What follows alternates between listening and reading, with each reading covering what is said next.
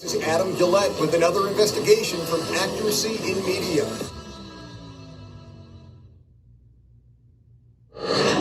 Critical race theory is incredibly divisive and incredibly unpopular. It started out in higher education, but now parents across the country are fearful that the racist, Marxist tenets of critical race theory have found their way into K-12 schools. In response, politicians in 7 states have banned critical race theory from being taught to children. A dozen other states are considering doing the same. But as we discovered in our investigation in Idaho, simply banning critical race theory isn't enough to stop the unaccountable bureaucrats of public education. So this dumb new law doesn't mess with you guys? Not yet. No. Emotional learning. We can't say that here anymore. It's mental health. Oh, sorry. Oh my gosh. No, we did have a big... She already came for it. We already had a big blow up with that. So we still do, we just call it mental health. So it's just, our mental health curriculum. Okay. Who's against mental health curriculum? Not me. Okay. If you are, then not really. Then you need mental health curriculum. Yes, you do. Yeah. So we're trying to make that transition to, That's probably a bad word to mention here too. It's all mental health. Mm-hmm. Okay. It's just all the different words you have to use. And of course we don't do C. We don't. So, yeah. Yeah. We're just learning how to worm around all of those weird things that are out there. Social and emotional learning is often a Trojan horse to push critical race theory into classrooms. But many parents now have caught on to that fact.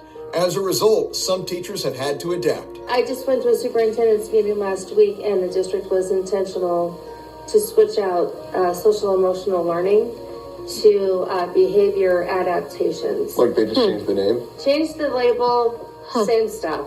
And I thought, it's kind of a bummer they have to do that, but on the same hand, it's kind of brilliant. Heck yeah. Because they don't care about this, even though it's the same as this, but it's the label. So I thought it was brilliant on their part. It is brilliant. So, why can't you just do that with stuff like critical race theory? I agree. Right. Other times, the principles of critical race theory are taught under the guise of equity. In fact, many districts now have statements about equity and full-time equity officers. We should be able to teach the tenets kind of maybe associated with that, but under the guise of equity or something else. Can we do that? Yes, and we have we started part of our strategic plan deals with equity. Good. And we have one of our supervisors is world studies, social studies, and equity. Just as now they view anything bad as critical race theory, I'm glad that the equity term doesn't seem to have spread amongst that crowd yet. Yeah, I hope not. We're looking at saying, do we match up with what we preach? Because there could be things out there that, like, either certain books or things that actually are not inclusive. And I bet the idiot MAGA crowd just ignores it because it doesn't have the critical race theory name on it, right? Yeah, I hope so. Yeah. I hope so. Yeah. One of the most popular and controversial resources related to critical race theory is the historically inaccurate 1619 Project from the New York Times. Many states have actually singled this out and banned it for classroom use. As a result, administrators once again have adapted, and instead of using the actual text, they use resources that quote from the text. One of the most popular resources used to push these ideas in classrooms is called newsela. There are some really great free history resources out there. Right. We like the 1619 Project. That is one that right now we're not using. Really? Because of, banned it. there's just a lot of pushback on that. And so we've had to say, Can you right use now we can't. other sources that have the same concepts but not Don't have that name? We do, Right. and so like we have access to the company is called newsela. Our lieutenant governor, who did a big search for CRT everywhere. And Found zero. Yeah. I mean that. Don't tell her about Newsela. Yeah, right. I'll just tell her about the adopted stuff. Not all of it. Parents are now catching on to the fact that newsela is another Trojan horse that gets used to advance critical race theory. They've got strong statements on, quote, anti-racism, and of course they're strong supporters of Black Lives Matter.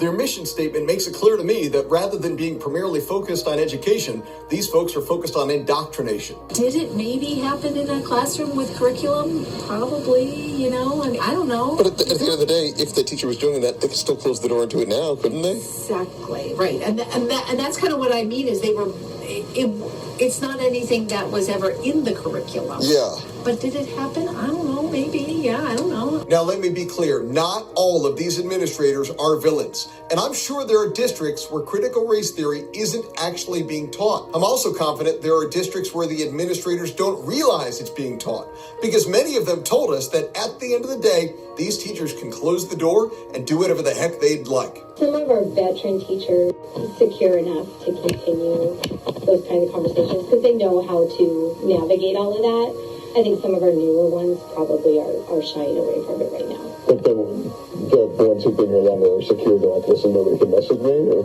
That, or they know how to set that conversation up. So they do get to learn at least the systematic part of pieces. Right, and I do think right now, and unfortunately, I think it's how comfortable and how long you've been teaching this subject area, how far we go into that.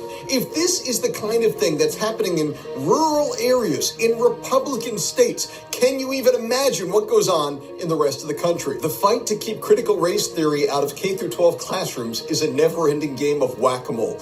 When you ban something called critical race theory, they rebrand it as social and emotional learning. When you ban social and emotional learning, they call it mental health.